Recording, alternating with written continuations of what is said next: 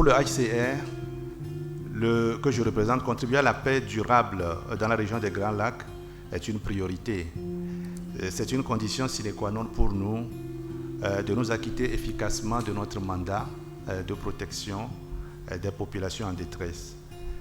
Lors de la commémoration de la journée de la paix de l'année passée, 2015, nous avions organisé, entre autres, un exercice de rapatriement. Et quand on parle de rapatriement, cela veut dire que des conditions de sécurité, de paix sont réunies et c'est cela qui permet le retour des personnes qui avaient fui le pays.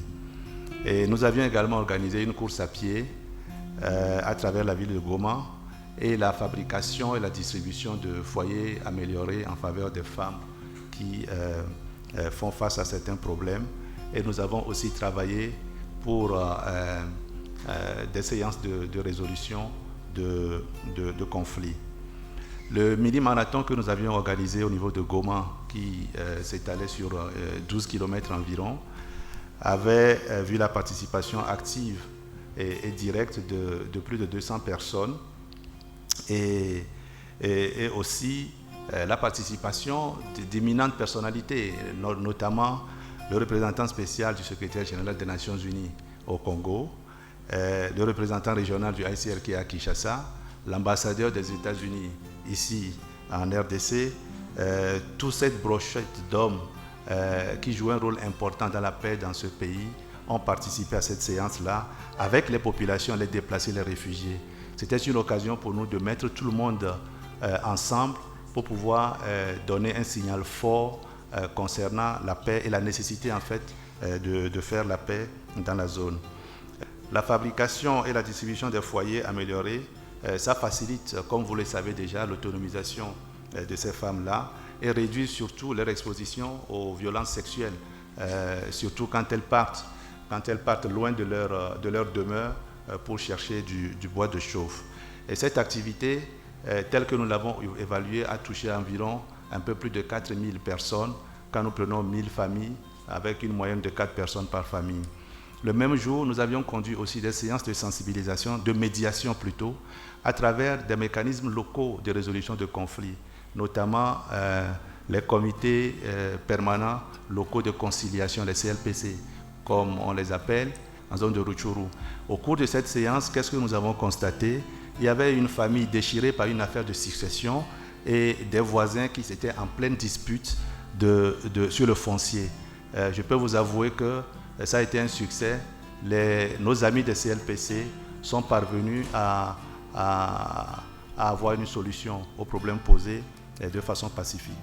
Mesdames et messieurs, la paix restera l'aspiration fondamentale des hommes et des femmes de tous les temps et de tous les horizons. Le Haut Commissariat des Nations Unies pour les réfugiés soutient fermement alors la journée mondiale de la paix car elle représente le soubassement du succès de son mandat de protection. Cette année, le HCR compte poursuivre ses activités quotidiennes qui consistent à mettre un accent particulier sur la vulgarisation des dialogues sociaux qui constituent le socle de la cohabitation pacifique entre différentes communautés, facilitée par les comités locaux permanents de conciliation. Le HCR mènera aussi des plaidoyers auprès des autorités congolaises en vue du rétablissement total de l'autorité de l'État dans certaines zones, les zones les plus touchées par les conflits armés, toujours pour la protection des populations civiles, et nous comptons organiser des activités participatives en milieu réfugié et celui des déplacés internes.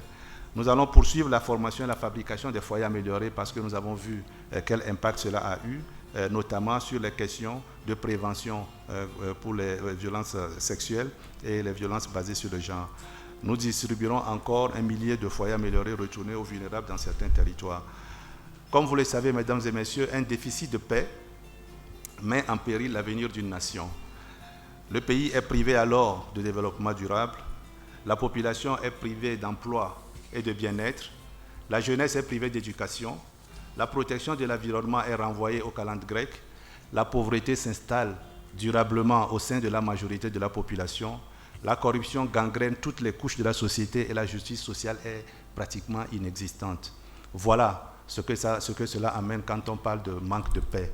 Et c'est pour cela que nous avons intérêt, tout ce temps que nous sommes, et notamment pour les Nations Unies et particulièrement le ACR, à continuer à œuvrer et à soutenir cette démarche en faveur de la paix que Peace One Day a mis devant nous. Nous sommes conscients que la paix dans un pays ne signifie pas seulement l'absence de guerre. Nous restons engagés aux côtés des personnes sous notre mandat pour améliorer et accompagner leur réintégration dans les zones sécurisées. Je vous remercie. Merci.